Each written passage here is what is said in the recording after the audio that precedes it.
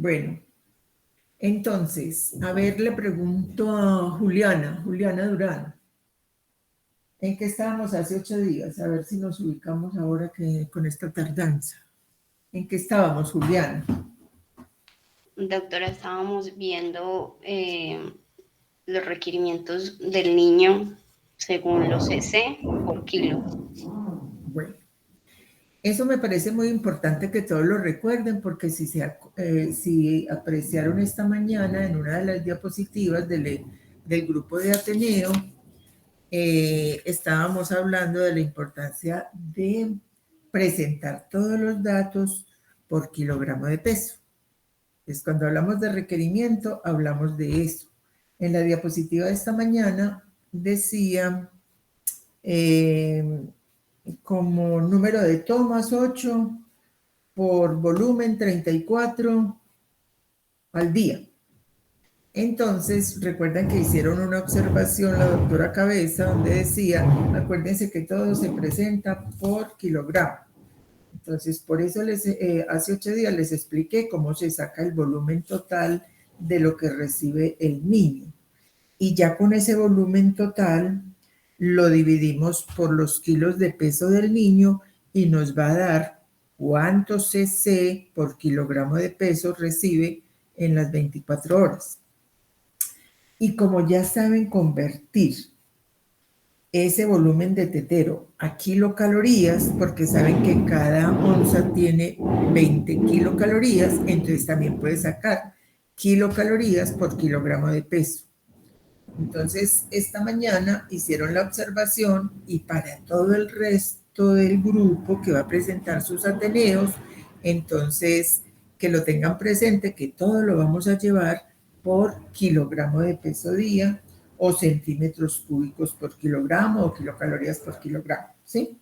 Entonces, así todos quedamos unificados porque así es como se debe presentar, porque el patrón de referencia de todas las necesidades es representado en esas unidades. Juan Felipe, ¿me pones a habilitar edición? Me marcas ahí para que me quede más ampliecito acá. Bueno, entonces hoy lo que vamos a hacer es a terminar de... ¿Cómo hago eso de habilitar edición? En la parte de arriba. En la parte de arriba de la presentación dice habilitar a edición. Ya.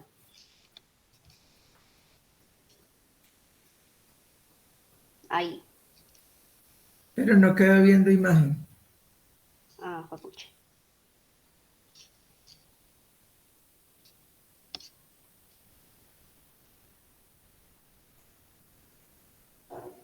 Y si no, entonces lo dejas así. Si no queda que a mí yo la tengo muy pequeñita. Eso, listo. Bueno, entonces empecemos a pasarla, Juliana. Tú estás presentando, pásala por favor. Vamos a terminar de ver todo lo que tiene que ver con valoración nutricional. Como ya he venido revisando esto varias veces, entonces lo que ya hemos visto lo vamos a pasar rápido para que nos enfaticemos en otro. Acuérdense que les mencioné y que todos tienen que... ¿Aló?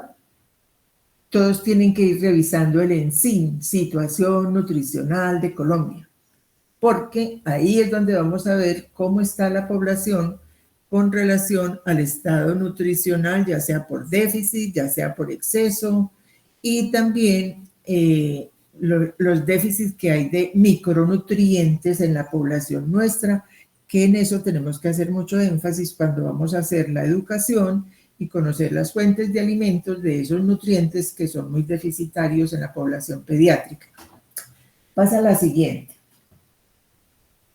Bueno, esto pásalo porque eso ya lo vimos. Evaluación clínica, la valoración antropométrica, esto también lo vimos, podemos seguir. Bueno, esto es de vital importancia y se los vuelvo a recalcar. Y ayer nada menos al grupo de piso le mandé una hojita con unas preguntas que uno interroga para poder manejar más ampliamente el conocimiento en aspectos nutricionales. Entonces hemos visto la importancia que es de conocer la edad gestacional del niño. Es muy importante saberlo diferenciar, si nació a término o pretérmino, los antecedentes que pueda traer la mamá de la gestación, por ejemplo, en el Ateneo de esta mañana, muy importante lo de la toxoplasmosis detectada en el noviembre en esa paciente. El peso al nacimiento, esto también es muy importante, tanto peso, longitud, perímetro cefálico y en los mayores perímetro braquial, no en niños pequeños. Si reciben lactancia materna o no, el control de crecimiento y desarrollo, cómo está el esquema de vacunación y los cuidados para el desarrollo que tienen que ver con la parte emocional, la parte social y la parte de desarrollo del niño. Sigamos. Si tienen preguntas, me van haciendo. En antecedentes nutricionales, este cuadro, ¿qué muestra? Este cuadro muestra que qué es lo que esperamos encontrar en la información de la madre. Lo que esperamos encontrar es que ella alimente al seno y ojalá los 2 primeros años. Por eso la X llega hasta los 13 meses porque el cuadro está hasta los 13, pero si la mamá quiere seguir hasta los 2 años, es pertinente también. Muestra que una fórmula de iniciación, esta mañana decían fórmula 1, significa iniciación, que cuando se da esa fórmula entre los 0 y los 6 meses, cuando hay ausencia de leche materna. Una fórmula de continuación se da a partir de los 6 meses. Entonces la X ahí empieza a los 6 meses y se da hasta el primer año, inclusive hasta el segundo en algunos, y eso indica que no es igual dar fórmula de iniciación y continuación en el primer año. Se tienen que ubicar dentro del periodo de edad que lleva el paciente. La leche de vaca figura a los 13 meses, que indica, y ya tal vez lo he reiterado, que a los niños no se les debe dar leche de vaca por su composición, que es totalmente diferente a lo que requiere un lactante. Las frutas, y miren ahora esto, que esto es ya de hace como 10 años, que todos los grupos de alimentos se pueden iniciar en la nutrición del niño a partir de los 6 meses. Por eso aparece el grupo de las frutas, el grupo de vegetales, cereales, carnes, aceites, huevos, tubérculos y leguminosas. Aparece que yo le puedo dar de todo eso a partir del 6º mes. Lo que pasa es que como es un niño tan pequeño, pues yo voy a ir variando, no es que le vaya a introducir todo es el mismo día, pero no me tengo que limitar, como les he hecho énfasis, que en IEPI, que está atrasado en estos conceptos, figura que a los 6 meses las carnes y los cereales, la fruta y verdura, que a los 8 meses la leguminosa, que a los 9 meses el huevo, que no, eso ya no es así, por eso les he dicho que no tengan eso como referencia para hacer sus revisiones acerca de alimentación complementaria. Bueno, pasemos a otra. Bueno, esto para recordarles la importancia de la resolución 2465. Les he recalcado mucho y el grupo del Ateneo que presentó esta mañana, que lo hizo muy bien, que lo tenía muy claro cómo se registran las tablas, qué es lo que es la desviación estándar, la Z-score y todo eso, esto está en esa resolución. De ahí la importancia para todos que van a hacer sus Ateneos de tener esta información muy clara.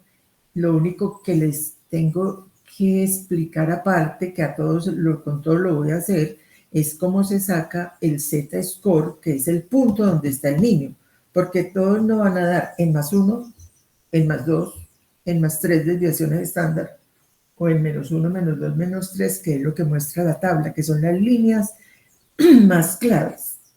Pero entre +1 y -1 hay un dato donde apareció el niño. Yo tengo que saber cuál es el dato. Perdón. Y ese dato es lo que conocemos como puntuación Z o Z-score. Los del Ateneo ya lo hicieron, ya lo marcaron muy bien y en sus tablas, en las diapositivas, colocaron las cifras. Todos lo deben llegar a hacer para que les quede claro, a revisar todo esto. Sigamos. Crecimiento.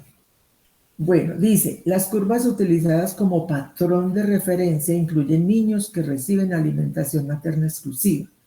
Yo no recuerdo si ya les había dicho por qué las tablas cambiaron.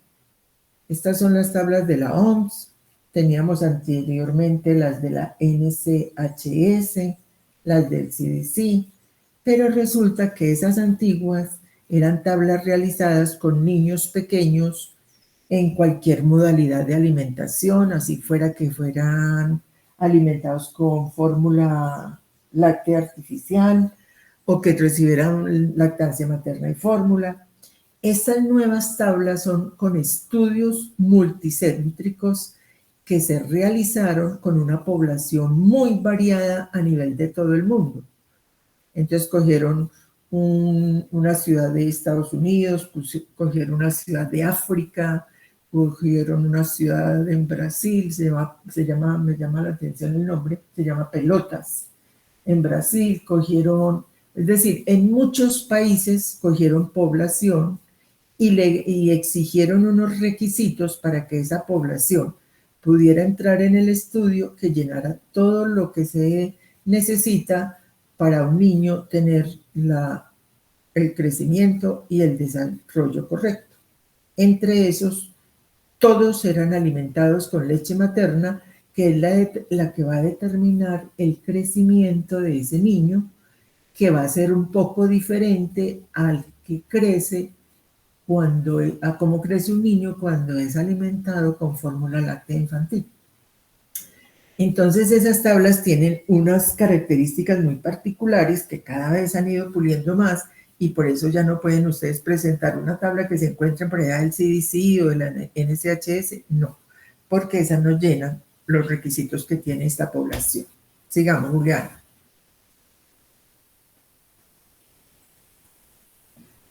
Bueno, de esto también les he hablado mucho, les he dicho cómo crecen los niños y aquí les traigo uno a un punto mucho más específico. Miren, en la diapositiva están viendo que entre el primero y el cuarto mes crece muchísimo el peso y la longitud del niño. Yo cuando evalúo a un niño conozco el peso del nacimiento y si sé estos datos que entre 600 y 800 gramos crecen por mes, pero hasta el cuarto mes, eso también me da indicios de cómo va mi paciente. Pero que si pasa del cuarto mes hasta el mes 12, crecen de 300 a 600 gramos por mes. O sea que ellos crecen mucho en el primer año, pero es mucho más notorio en esos primeros 4 meses. Después se estabiliza, pero al total, lo que les decía, triplica ese peso. Igual con la longitud. ¿Cuándo es que más crece? En los primeros 4 meses. Entonces la diapositiva dice que entre el primero y el cuarto mes crecen 3.3 centímetros de longitud. Miren que eso es una cantidad alta, eso es por mes. Y después de los 4 meses hasta terminar el año, crecen 1.6 por mes de longitud. O sea, sigue siendo alta, pero en los primeros es donde más acelerado es el crecimiento. Con relación al perímetro cefálico, entonces ahí que les digo yo, que un adulto en promedio pesa en su cerebro 1.350 gramos.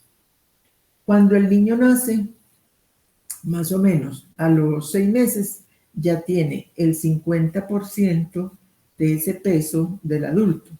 A los 12 meses tiene el 60%, a los 18 meses el 75%, y el 90%, o sea, casi todo el desarrollo lo va logrando en el sexto mes 90 y luego aparece ya el 100% del peso del adulto.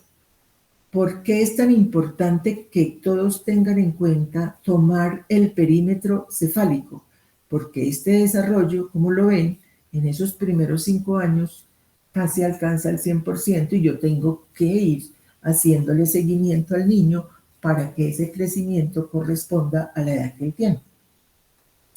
Es importante el perímetro y los otros indicadores que los vieron esta mañana, que los hicieron para niños menores de 5 años, porque el paciente correspondía a un niño de como de 15 días, creo, más o menos. Bueno. Entonces está peso, edad, peso, talla. Los más relevantes también les he dicho, talla, edad, peso, talla. No tan importante, peso, edad. Y el IMC es muy importante después de los 5 años. Y si el niño menor de 5, subjetivamente usted lo observa como con exceso de peso, le debe aplicar el índice de masa corporal. O si ya le ha aplicado peso, talla y le da con exceso, le aplica el índice de masa corporal. Sigamos, Juliana. Bueno, esto es para saber la edad de los niños. Les recalco porque siempre caemos en lo mismo. Cuando queremos saber la edad de los niños, ustedes les preguntan a la mamá. Mamá, ¿cuánto tiene? Y la mamá que dice, tiene 1 año. Resulta que en pediatría, como ustedes saben que cada cuadrícula representa edad, cuando estamos hablando de las tablas de crecimiento, entonces para nosotros, si el niño tiene, si la mamá dice 1 año, pero él tiene 1 año y 3 meses, o sea, 15 meses, eso es importante no botarle esos 3 meses al niño, porque insistimos, si este crecimiento es tan intenso en estas etapas, usted le bota 3 meses de edad y lo va a terminar clasificando mal.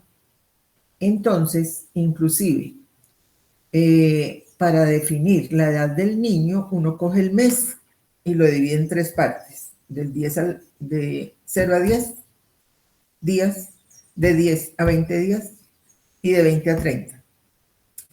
Si la edad del niño me da 3 meses y 5 días, lo dejo en 3 meses. Si la edad del niño me da 3 meses y 19 días, son 3 meses y medio. Y si la edad de él es 3 meses y 23 días, ya lo aproximo al próximo mes. O sea, serían 4 meses para tratar de hacer muy más exacta la medición. Entonces significa que entre 0 y 10 lo dejo en el mes inicial. Entre 10 y 20 es 3 y medio con el caso que les di. Y entre 20 y 30 lo aproximo al mes siguiente. Y ahí cierro la edad. Entonces, por eso insisto, no pregunten edades, pregunten edad de nacimiento, fecha de nacimiento, y ustedes mismos sacan la edad del niño para que sus registros les queden bien. Sigamos, Juliana. Bueno, este cuadro les digo que le tomen una foto y lo mantengan por ahí hasta que aprendan a hacer la clasificación de acuerdo a las desviaciones estándar y a la edad del grupo poblacional. En menores de 5 años se aplica esta clasificación. Menores de 5 años, como el niño de esta mañana, estaba en esas tablas. La clasificación de él corresponde a estas tablas. Esto que les estoy dando acá, estos diagnósticos antropométricos, corresponden a los de la resolución adaptada para Colombia, que es la 2465. Al principio a veces me trabo, digo, no está en sobrepeso, resulta que está en riesgo, está obeso, resulta que está en sobrepeso. Al principio es así, pero ya después ustedes perfectamente cogen la tabla, hacen sus mediciones y clasifican el diagnóstico antropométrico. Aquí tenemos indicadores: peso para la talla, talla para la edad. Sigamos, Juliana.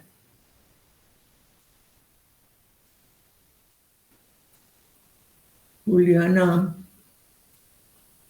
Y aquí tenemos perímetro cefálico, índice de masa corporal y peso para la edad. Entonces, esas 2 diapositivas corresponden a menores de 5 años. Siguiente, Juliana. Y esta corresponde a los mayores de 5 años, en los cuales los dos indicadores para ellos son talla para la edad y el índice de masa corporal. Entonces, hay alguna diferencia, por supuesto, con relación al grupo de menores de 5, y por eso tienen que hacerle los ejercicios y mirar en dónde consiste la diferencia. En estos pasamos directamente de estar en un peso, un IMC adecuado para la edad, y luego pasamos a sobrepeso y obesidad, mientras que en el otro, en los pequeños, hablamos de riesgo de sobrepeso, primero antes de llegar a sobrepeso y obesidad. Como esto ya lo hemos revisado así y lo tiene en resolución, sigamos, Julián. Bueno, entonces estas son las tablas. Estas tablas, igual a la que presentaron esta mañana. También yo puedo tener unas tablitas ya con la clasificación de acuerdo a las desviaciones estándar, coloco el diagnóstico y ahí me voy familiarizando con esto. Talla para la edad corresponde a lo que aparece acá según la resolución. Pásame la siguiente. Peso para la talla. Y esta tabla es para 0 a 2 años. ¿Quién de ustedes me dice si esa clasificación como aparece ahí está correcta o tiene algún error? Vamos a ver qué tan atentos han estado a lo que hemos venido hablando y a las clasificaciones.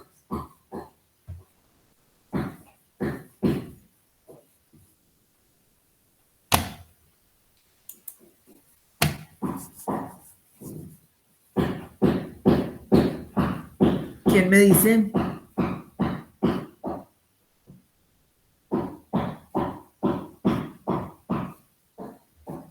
Doctora, entre 1 y 2 está sobrepeso y es entre 2 y 3. A ver, entre 1 y 2 figura sobrepeso. Está muy bien, Gloria Isabel. Esta tabla como está acá es la de la OMS original y la adaptada para Colombia figura entre 1 y 2 riesgo de sobrepeso, entre 2 y 3 figura sobrepeso y mayor de 3 figura obesidad. Esa es la diferencia y en eso es que tienen que ubicarse, porque a veces manejan esta que es la original de la OMS, pero les conté por el problema que hay de obesidad infantil en Colombia, se hizo esa adaptación. Y no es sino esa, no hay más. O sea que es fácil, son las tablas que les mostré, pero aquí hay que hacer esa corrección. Sigamos, Juliana. Muy bien, Gloria.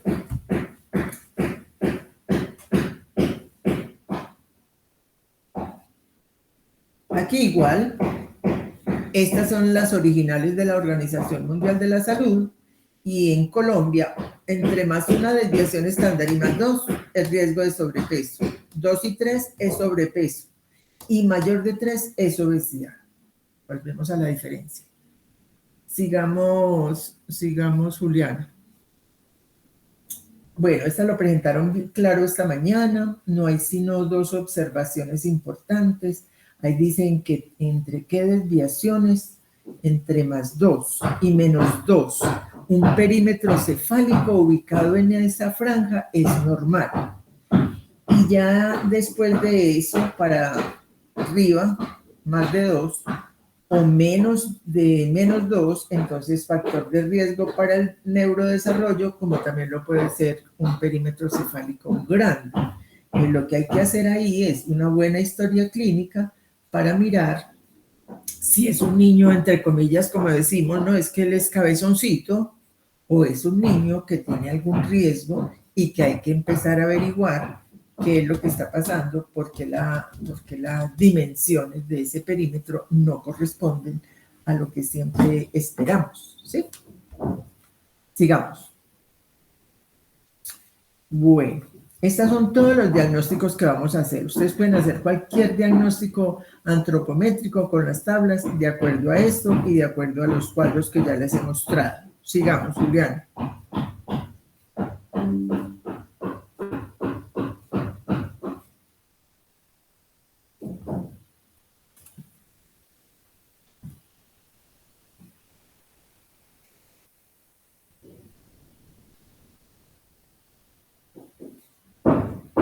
Juan Felipe, ¿qué pasó? Se me fue todo lo de la pantalla.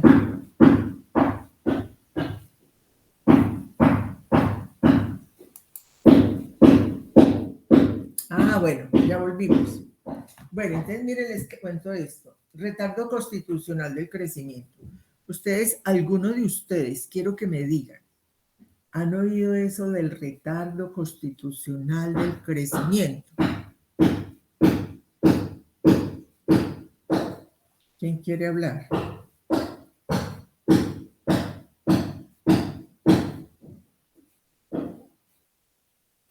Bueno, entonces preguntémosle a Mariana López. ¿Qué querrá decir eso? Mariana.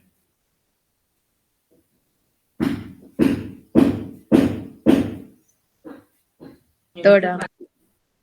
¿Qué entiende retardo constitucional del crecimiento?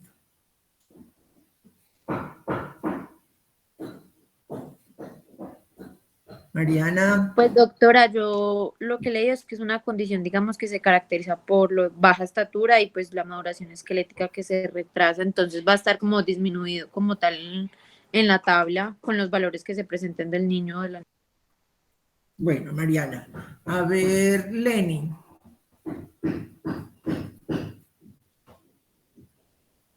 Doctora, yo he tenido pues la misma interpretación que Mariana con respecto a eso, que es como básicamente una maduración, pues un crecimiento óseo y como tal, pues el desarrollo físico del niño que no corresponde a la edad.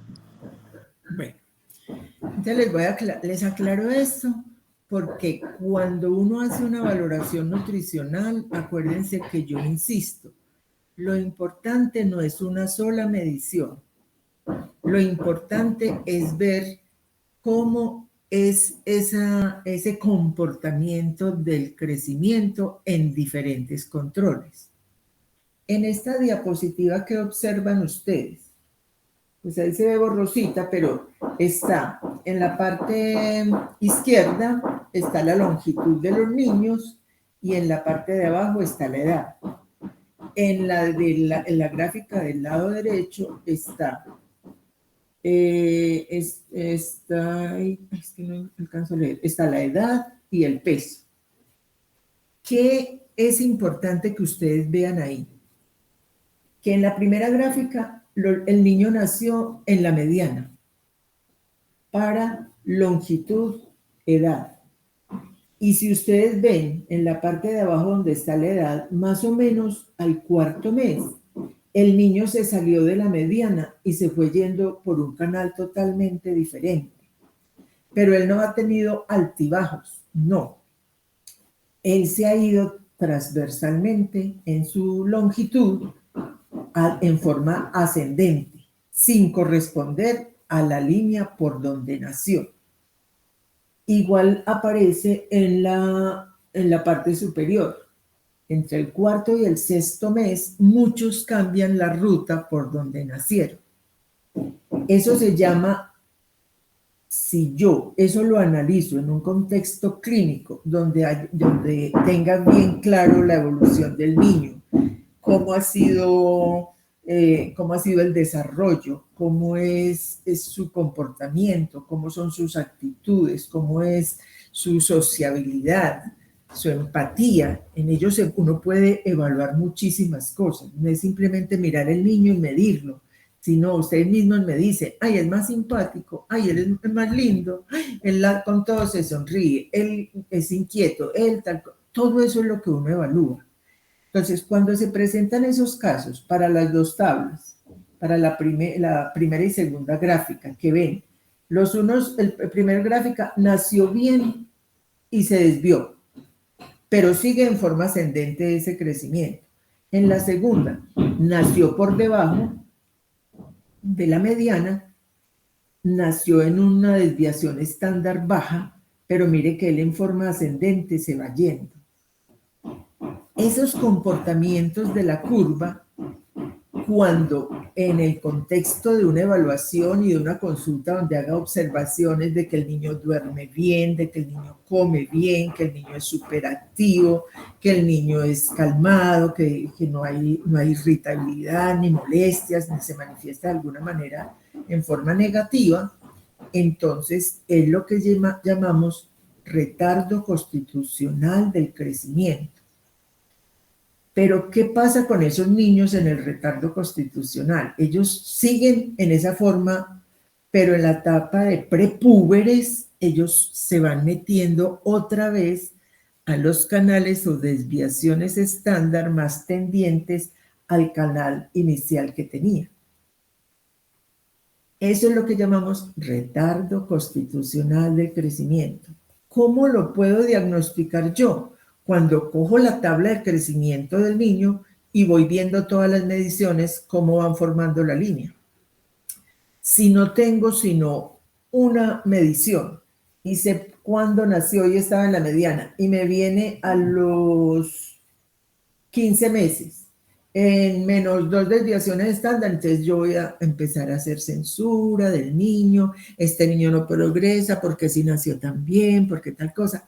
Por eso les digo, es muy importante tener las tablas de crecimiento y para eso se implementaron en las consultas de crecimiento y desarrollo, para no hacer unos diagnósticos que no corresponden y entender el proceso de crecimiento del niño. Ahora lo vamos a ver con otros datos. Sigamos, Julián. Dice, en general la ingesta calórica de los alimentados al seno es menor que la de los niños que reciben biberón. Yo eso ya se los había comentado. El niño al seno, él autolimita su alimento, ya no quiero más y ya me desprendo del seno y ya. El niño alimentado con biberón es más la tendencia de la madre al volumen que ella le quiere dar o lo que ella se imagina que es mejor o que le gusta verlo con un tetero más lleno, bueno, todo ese tipo de cosas. Algo también importante en esto es que el patrón de crecimiento difiere significativamente a partir de los 3 meses de edad. O sea, veíamos ahora en esas gráficas anteriores que casi siempre es a partir del 3.º o 4.º mes que se pueden dar algunos cambios. Y después dice, estimativos de los requerimientos calóricos resultan inferiores a los clásicamente utilizados. Volvemos a lo mismo, en las tablas de NSHS y del CDC, los aportes en calorías de los niños eran diferentes. Por ejemplo, un niño a los 12 meses se decía que había que darle 120 calorías. Con el cambio de las tablas, con ese de los estudios multicéntricos que les mencioné, fue que se bajó entre 90 y 100 a los 12 meses, por ejemplo. O sea, bajaron mucho, porque estaban muy sobreestimadas de acuerdo a esa población estudiada que muchos recibían era alimentación por biberón. Sigamos, Juliana. Bueno, ¿quién me dice qué dice aquí? ¿Qué significa? A ver, María José. Doctora, ¿Qué nos dice esa diapositiva? Relacionado con el retardo constitucional del crecimiento. ¿Qué dice? Entre comillas, donde dice no la bibliografía, sino lo que dice entre comillas.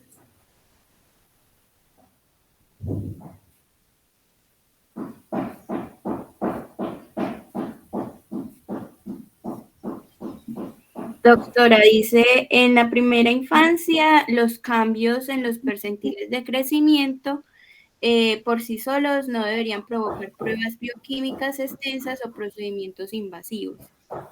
Sí, señora, estás en lo correcto, María José. Significa lo mismo que estaba mencionando, el retardo constitucional del crecimiento, que ese no obedece a que haya problemas de alimentación o que la ingesta no es la suficiente o que el niño tiene problemas para ingerir o cosas de esas. Cuando yo no hago esa detección adecuadamente de qué está pasando con el niño, lo que dice es que yo no lo debo someter a procedimientos invasivos, dice, cosas como agresivas para tratar de corregir por qué no se está metiendo dentro del canal tal. Pero como en la consulta uno hace una consulta clínica integral, nutricional, lo que ahí nos dice es, a esos niños uno evalúa si está activo, si come, si duerme, si todo va bien, si su desarrollo va bien. No tenemos que hacer que enviémoslo a tal parte, que remitámoslo a tal, que le demos suplementos, que le demos más calorías y todo eso, porque va a resultar peor el manejo que le estemos dando. De ahí la importancia de detectar correctamente ese diagnóstico. Y eso se hace bien es teniendo diferentes puntos de las mediciones en las diferentes consultas y ojalá en una sola tabla, porque hay muchos médicos que hacen una hoy, hacen una tabla, después hacen otra consulta, hacen otra tabla. No, lo ideal es que se vea esa evolución en la misma tabla de crecimiento. Sigamos, Juliana.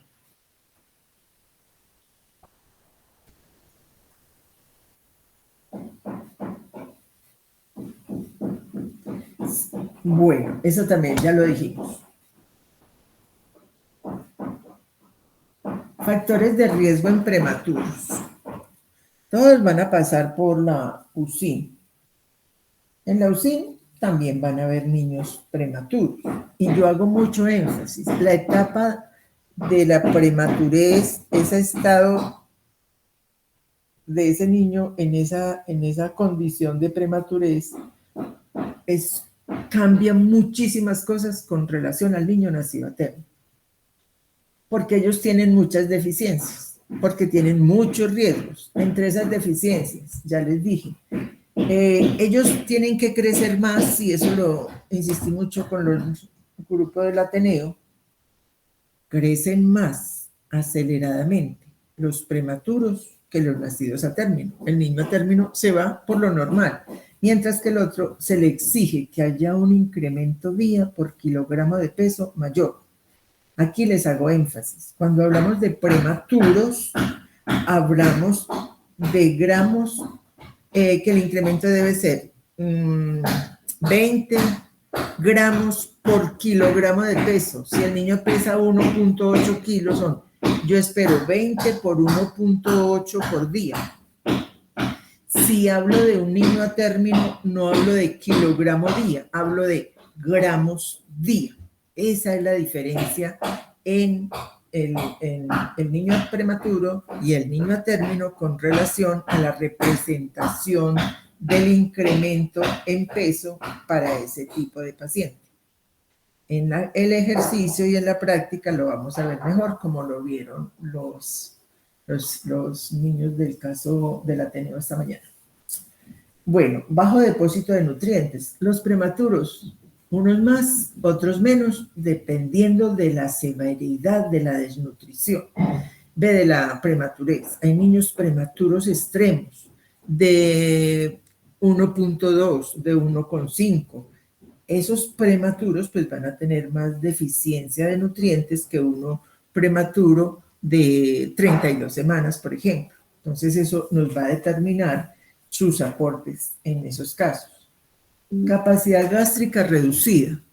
Entre más pequeño sea el prematuro, la capacidad va a ser menor, porque recuerden que les he dicho, asocien el peso del paciente con su capacidad gástrica. Entre más pequeños, la capacidad gástrica es menor. Entonces ya no hablaríamos como en los niños a término que decimos 8 tomas en 24 horas y le estamos dando tetero. Podemos decir hasta 12 porque le damos menos volumen y mucha más frecuencia para poder cumplir con sus aportes. Inmadurez renal, claro. Hasta el niño a término nace con cierta inmadurez en su sistema renal, en su sistema inmune, en su sistema gastrointestinal. En el prematuro pues va a ser mucho mayor por las deficiencias que presenta. Sales biliares y lipasa disminuida. Eso tiene implicaciones en el desdoblamiento de ciertos nutrientes.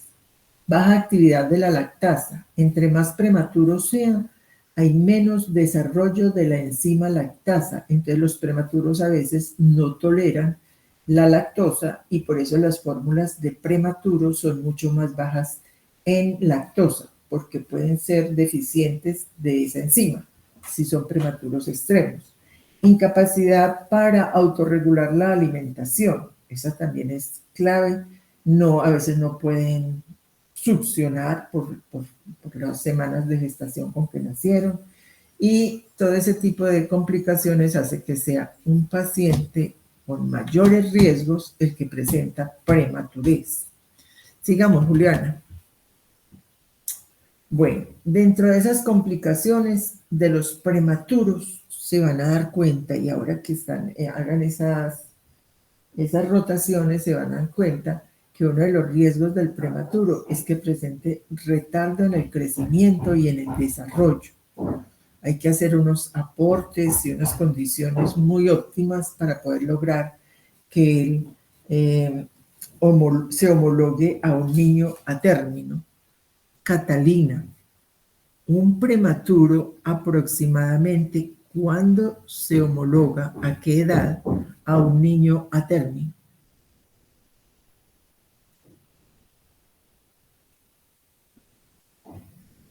O sea, cuando la pregunta es como, ¿cuánto tiempo después como que cosa como que significa el peso? Sí, ¿cuánto tiempo después de nacido? Él nació prematuro. Supongamos que nació con 2.000 gramos. Es un prematuro. ¿A cuánta edad de ese niño esperemos que él se homologue en peso al de un niño que nació a término? Doctora, pero eso dependería también de, pues, qué tan prematuro nació, o sea, con cuántas semanas nació, ¿no? Sí, todo eso es clave.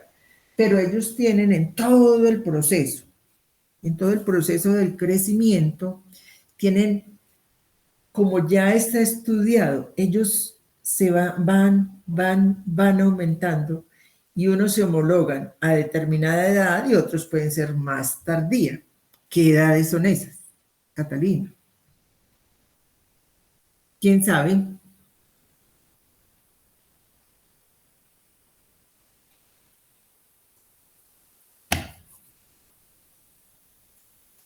Niños, ¿quién sabe? Nada, ninguno. Bueno, yo les voy a decir. Un prematuro se homologa en crecimiento al peso y talla de un niño a término aproximadamente a los 18 meses de vida, o hasta inclusive los 24 meses de vida, o sea, 2 años. Entonces, el prematuro se hacen sus aportes correspondientes a esa etapa en que él está. Si ha sido bien nutrido, sus aportes corresponden. Lo que esperamos es que los que nacieron con más peso, porque tenía 30 semanas, puede que a los 20 meses ya esté con un peso que corresponde a un niño a término. Eso es importante que lo tengan en cuenta, porque entonces hay que saber hasta cuándo le vamos a hacer edad corregida. Después de los 18 meses ya no trabajamos con edad corregida, ya lo tratamos como un niño que debe tener homologados sus datos, porque ya en todo ese proceso se fue igualando gradualmente. ¿Quedó claro, Catalina? Sí, doctora. Bueno, entonces, otro problema que tienen ellos, alteraciones en la mineralización ósea. Eso está evidenciado. Sus libros, de los que quieran leer más sobre prematuros, nutrición y eso, les puedo mandar una bibliografía amplia sobre prematurez. Y esto es de lo que más está detectado. Y otro que está muy evidenciado es la hipótesis de sobrealimentación de Barker, que les mandé un documentico. ¿Y en qué consiste eso? En que hay en las madres como una disposición de ellas a tratar de que su hijo, que se ve tan pequeñito, como tan frágil, tan menudito, a dar más comida de la cuenta.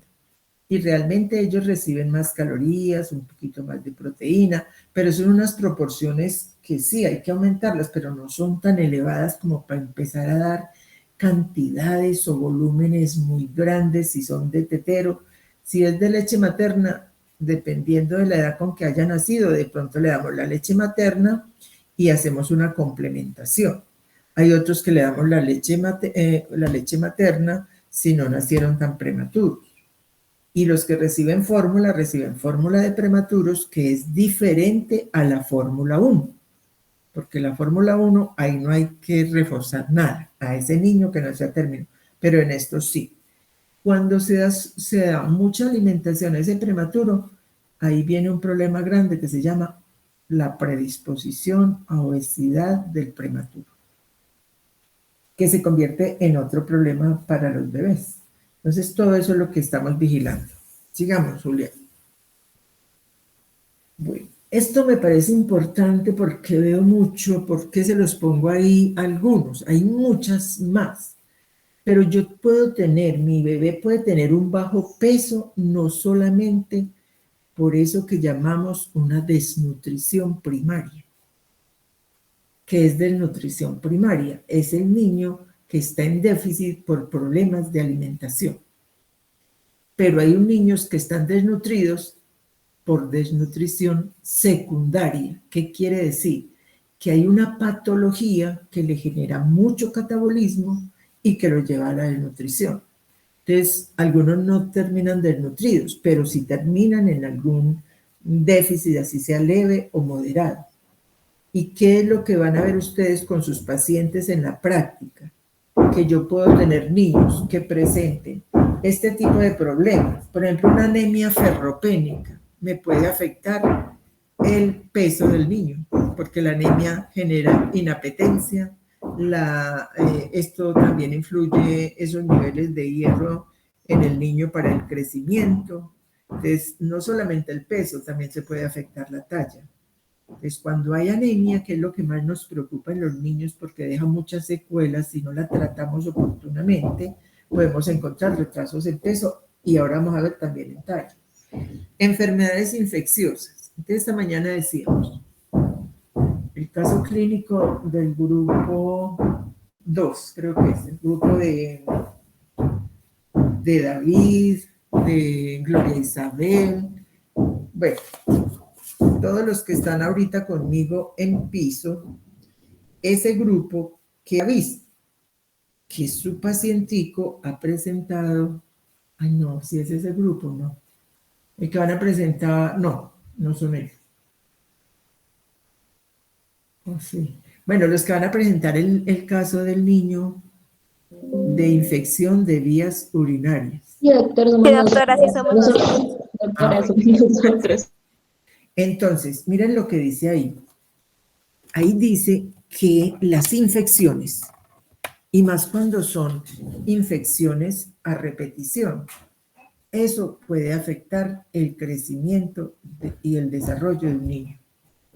Entonces, como en ese pacientico ya me han contado que previamente presentó una neumonía, que ahora presentó la infección de vías urinarias, que él salió, volvió, ingresó, o sea que eso ha estado ahí presente.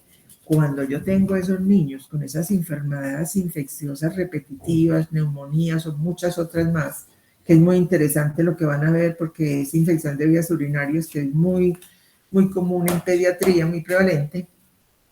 Una enfermedad infecciosa mal manejada, prolongada, también me puede afectar el peso del niño. El niño no crece. Entonces, no piensen que todo es simplemente porque no come. Puede ser que secundariamente no pueda comer porque la patología de base no lo deja comer bien. Pero a veces censuramos a las mamás, el niño está desnutrido, es que la alimentación, es que la mamá es descuidada. No, pensemos en todo esto. Entonces, el bajo peso puede ser porque el niño ya viene retrasado en estatura. Entonces, ¿qué hace el organismo? Hace algo que se llama la homeorexis. Homeorexis es que si tengo baja talla, yo trato de armonizar mi peso a esa baja talla. Entonces, podemos encontrar ese niño con baja estatura y a la vez con bajo peso.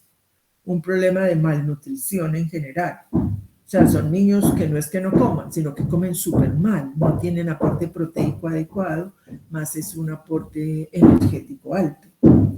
Los niños con enfermedades renal también se afectan mucho en el crecimiento, aquí específicamente en el peso, y así sucesivamente. Entonces, que quede claro, usted como médico en la consulta tiene que hacer esa diferenciación. Una vez recibe pacientes por desnutrición y cuando se pone a ver, no, el niño come súper bien, tal, pero tiene algo que es lo que le está afectando a su crecimiento y eso es lo que ustedes tienen que saber detectar. Sigamos, Juliana.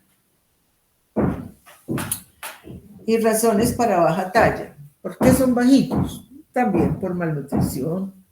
Resulta que hay un efecto grande en un niño que tenga una deprivación psicosocial con el crecimiento. Eso afecta el crecimiento. Los niños con falta de afecto, los niños que los tienen aislados, esos que les dan tetero y los dejan por ahí acostados en una cama que después los va a valorar uno y están todos peladitos en su cabecita y todo, de mantenerlos en la misma posición. Ya eso es una señal. ¿Qué pasa aquí? Porque ya no tiene pelo en su cabecita. Hay muchas maneras de uno generar esto, de privación afectiva, y eso les afecta el crecimiento. Niños con maduración retardada, obviamente también, enfermedad renal crónica, también baja talla como el síndrome de Down, y hay otras situaciones que generan pues baja talla. Sigamos. Bueno, aquí vamos a ver que en el crecimiento también, como decíamos nosotros, hay factores primarios o hay factores secundarios. Entonces tenemos otros factores que nos pueden llevar a esto. Dale clic, Juliana, para que se mueva esta imagen. Factores que se pueden alterar el crecimiento, como son los genéticos. Factor genético, talla familiar baja. ¿Y en quiénes encontramos talla familiar baja? En determinadas, por ejemplo, en las etnias de los, en Vera Chamí. Por esta región vemos muchos. Vemos también baja talla en otras condiciones que les va a mencionar, el estado nutricional y las comorbilidades. Obviamente, un estado nutricional depletado me puede generar baja talla y esas comorbilidades pues también van a generar secundariamente retardo en el crecimiento. Otra, sigue dando clic. Bueno, entonces hablemos de las hormonales. ¿Qué pasa en las hormonales? Acuérdense que es muy importante detectar, por ejemplo, en el recién nacido o en la gestante, problemas de tiroides. Un problema de hipotiroidismo me puede llevar a baja talla.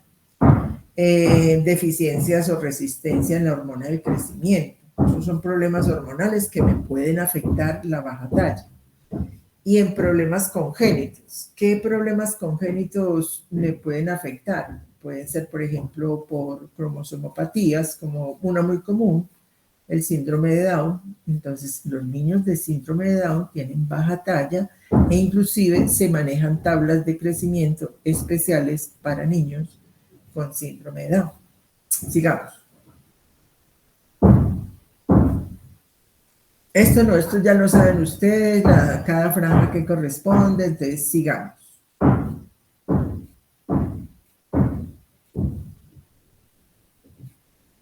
De aquí que es importante que yo les diga, yo puedo tener mucho paciente con baja talla, y la baja talla es de estudiar cuando de verdad es pertinente, de acuerdo a toda una previa evaluación hecha, y que sepamos que ahí hay algo que hay que investigar más. Y eso ya amerita una consulta con especialista, con endocrinología, para detectarla a tiempo, cuando es una baja talla más patológica. Pero la baja talla patológica dentro de todos los niños que encuentren con baja talla corresponde máximo a un 20%, mientras que el 80% tiene que ver más con problemas de tipo nutricional. Entonces es importante conocer eso. Cuando ya estamos haciendo estudios más específicos por todo lo de bajo talla, bajo crecimiento, entonces hay otras pruebas que también son analizadas por el endocrinólogo, como esta que se llama el carpograma, y que también hay una fórmula para aplicar que es edad ósea sobre edad cronológica y el valor de referencia está entre 0.8 y 1.1. Entonces, muchas veces hay que ayudarse, ya el médico formula unos apoyos que me van a tratar de dilucidar qué está pasando en ese niño, si su carpograma corresponde a la edad o si tiene un retraso para la edad del niño. Bueno, sigamos. Bueno, y esto que vimos ahora, retraso constitucional del crecimiento y baja talla genética o familiar, aquí hay cosas que son importantes. Pasamos a la siguiente diapositiva que se los explico mejor con esto. Yo les he hablado de lo que llamamos talla objetivo genético. Entonces, cuando hablamos de problemas en crecimiento, este es otro aspecto que uno evalúa, y cómo es la talla de los papás. Y los papás son altos, son bajitos, la mamá es muy bajita, el papá es muy alto, ¿y qué pasa ahí? Entonces, en esta tabla, aquí miramos, esta tabla corresponde al sexo masculino. En la primera columna dice la edad de los niños, desde que nacen hasta los 18, que es aproximadamente la edad en que se define la talla. Ese valor de 1,63, 1,65, 1,67 y 1,78 son los valores promedios de la talla de los padres. 1,63 ¿de dónde salió? Cuando un papá tiene una talla, la mamá tiene otra talla, la sumo y la divido por 2, me da 1,63. En ese caso, ¿qué espero yo de la talla de ese niño en las diferentes edades? Estamos hablando de niños. Mire que nació de 47, que es una talla muy baja. Y el niño, el promedio de talla de los padres es 1,63. Y ese niño, debo esperar que si no hay noxas que alteren esto, a los 18 años él debiera medir en promedio 1,71 centímetros. O sea, va a superar mucho el promedio de talla de los padres, 1,71. Y mire si el promedio es tan alto como en la última columna, 1,78. Miren hasta dónde puede llegar a crecer el niño, 186 centímetros, o sea, es un niño muy alto, con un promedio de 1,78, y así para las diferentes columnas. ¿Qué significa? Que el niño sale beneficiado, los niños o el sexo masculino salen más beneficiados, y de ahí que ahorita les digo una fórmula general que uno aplica para aproximarse cuánto sería la talla promedio del niño cuando defina la edad. Entonces, miren, estos promedios de los padres bajitos, sin embargo, al final ellos salen muy altos, siempre por encima del promedio. Pasamos a las niñas, que son las que salimos en desventaja. Pasa, Juliana. En cambio, en las niñas, miren esto. Promedio de talla, en la segunda columna, promedio de talla de los padres, 1,61. Y si es niña, miren la talla al final de los 18 años, 1,56. O sea, por debajo del promedio de los padres. Y vámonos para la última columna. Teniendo los padres una talla promedio buena de 1,78, miren al final, la niña perdió centímetros a los 18 que se define la talla. Significa que las mujeres salimos en desventaja con relación a la talla, y esos datos uno los tiene en cuenta para pensar, no, pues es que esta talla objetivo de ella es bajita. Sigamos. Entonces la fórmula que dice que cojo el promedio de talla de los padres, y si es hombre, le sumo 6. Y si es mujer, le quito 6. Por eso cuando vieron al final, en la tabla de las niñas, generalmente quedaban por debajo de la del promedio del papá y la mamá. Preguntas.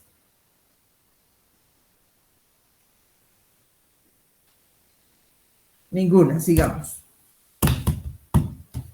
Interpretación de las tendencias. Bueno, esto es importante resaltarles porque aquí, por ejemplo, dice, durante los primeros 6 meses de vida, aún un mes de estancamiento, usted no puede esperar que el niño se detenga en su puntuación entre un mes y otro. No, el niño siempre, sobre todo en ese primer año, debe estar ascendiendo por su patrón de crecimiento.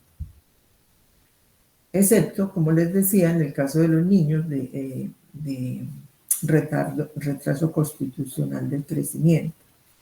Otra cosa importante, si yo tengo un niño con kwashiorkor, y el kwashiorkor es una desnutrición crónica severa que se marca muchísimo con el edema. Entonces, en esos casos, esas mediciones son enmascaradas. Ese peso que tomo es enmascarado y eso lo tengo que saber manejar de acuerdo al grado del edema. Si es grado 1, 2 o 3, le voy a disminuir al peso real que tome en el niño, le voy a disminuir un porcentaje dependiendo del grado de edema que el niño tenga para tratar de aproximarme al dato real y no al dato o al peso sobreestimado por la retención de líquidos que él tiene. En los niños en periodo de crecimiento siguen una tendencia en general paralela a la mediana. El canal puede estar abajo o arriba de la mediana. O sea, que estén por encima o que estén por debajo, siempre y cuando conserven las márgenes que consideramos normales, no importa. Pues el que vaya por -1 y siempre se comporte por -1, pues es bajito, ya empieza a verse un poco bajo, pero no por eso podemos decir, no, él está deficiente, no, está la población en general, el estudio marca que en esa franja todos pueden ser normales, unos más altos, otros medianos, otros más bajitos.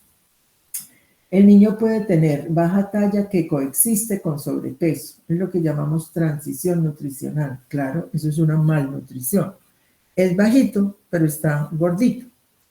Se llama transición nutricional, está superando el peso a lo que debiera corresponder para esa talla. Sigamos. Sugieren problema. Una línea de crecimiento atraviesa una línea de puntuación. ¿Qué significa? Cuando el niño hace esos cruces tan marcados. Pues la verdad es que con el Ateneo de esta mañana nos llamó la atención en la de peso. Peso para la talla, cuando ya tiene 15 días de nacido, algo así. Nos llamó la atención que él creció muchos gramos promedio día para la edad que tiene. O sea, esos cambios tan abruptos hay que hacerle seguimiento, porque qué tal que se nos dispare y ya estaba por debajo de la mediana, llegó a la mediana y supera la mediana y puede seguir. Entonces ahí hay que estar uno alerta, que no vaya a marcar ya pues un tipo de problema de crecimiento. El otro dice, hay un pronunciado incremento o descenso en la línea de crecimiento del niño. Todos los cambios abruptos hay que ponerles cuidado, investigue. Y le preguntan a la mamá, ¿aquí por qué bajó tanto en peso? Hubo problemas. Asocien esa baja con algo, una crisis, una neumonía, un problema de hospitalización larga. Eso puede generar cambios muy abruptos. Y eso hay que saberlo interpretar. Y en la otra dice, se mantiene plana. La línea de crecimiento del niño se mantiene plana. En ningún momento una línea, ni para peso ni para talla, debe estar plana. Siempre debe estar ascendiendo. Si un niño con sobrepeso está perdiendo peso razonablemente, el niño debe continuar creciendo en talla. Claro. Cuando usted tiene un niño en sobrepeso y le manda a un manejo nutricional, hay que saber hacer el manejo para que se le controle el peso, pero que no se le vaya a detener la talla. Él debe seguir creciendo y lo que le queremos hacer es quemar calorías almacenadas, pero no que se altere su talla a expensas de controlarle el peso. Sigamos. Estas son las clasificaciones nutricionales clínicas ya en problemas severos de nutrición severa y moderada. Tenemos el kwashiorkor, eso pues ya lo vamos a ver después, marasmo, el kwashiorkor marasmático, que es una combinación de los dos tipos, y otro problema de clasificación en exceso es el sobrepeso y la obesidad. Entonces, bueno, eso lo revisamos más adelante, ya vamos a acabar, sigamos. Ya acabamos. Aquí ya seguimos es con ampliar más lo de los requerimientos calóricos, que también a todos les va a tocar revisar con sus casos. Preguntas, porque ya terminamos, Alejandra, Juliana, ya terminamos. Entonces, antes de que se me vayan, de una vez, si no tienen preguntas o alguien tiene preguntas. Por mi parte no, doctor. No, bueno. Entonces, vamos a hacer unas revisiones. Hay unos temas que son vitales en pediatría y nutrición, que son revisar las diferentes etapas de la fase pediátrica. Entonces, por ahora les tengo asignados así. Al grupo de piso, Miguel Ángel, Mariana Duque, Gloria Isabela, Lenny Melissa, David y Michael Daniel, les tengo asignados. Se van a dividir ese grupo en dos. Y van a revisar,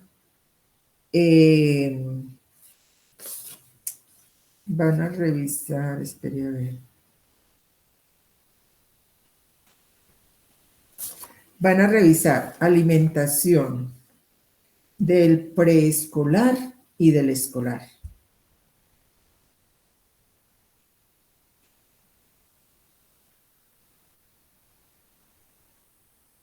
Claro, Gloria Isabela. Sí, señora.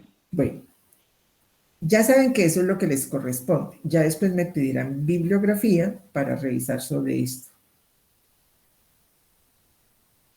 Eso Listo, está muy bueno. ¿Por qué? ¿Por qué se los asigné a ustedes? Porque ustedes van a revisar un Ateneo con un niño que está en la etapa del preescolar.